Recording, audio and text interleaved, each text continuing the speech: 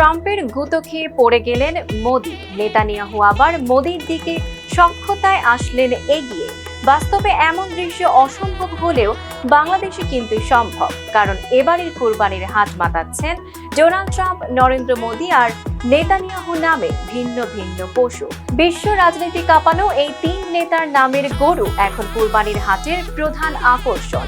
মানুষ গরু কিনতে না গেলেও ট্রাম্প, মোদি আর নেতানিয়াহুকে দেখতে ঠিকই ভিড় জমাচ্ছেন। ট্রাম্পের মতো সাইড ব্রাশ করা চুলের এই গোলাপি মহিষকে মালিক নাম দিয়েছেন ট্রাম্প। তার ভাষা, একে দেখতেও নাকি অনেকটা ট্রাম্পের মতোই লাগে।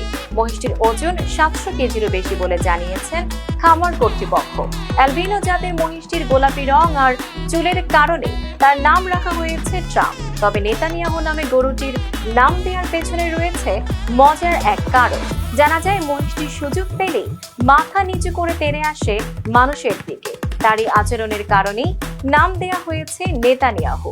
দুই শিংয়ের মাঝখানে সিঁথির মতো ভাঁজ থাকা অ্যালবিনো জাতের এই মহিষটির ওজন প্রায় 750 থেকে 760 কেজি।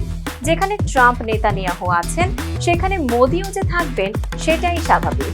সাদা দাড়ি নাচিয়ে নাচিয়ে ক্রেতা দর্শনার্থীদের আকর্ষণ করছে নরেন্দ্র মোদি নামের এই গরু। তবে এরই মাঝে বিক্রি হয়ে গেছে ট্রাম্প আর মোদি। 550 টাকা কেজি দরে ট্রাম্পের বিক্রির খবর মিললেও মোদি কত দামে বিক্রি হয়েছে খামারিরা তা জানাতে অপারগতা প্রকাশ করেছেন।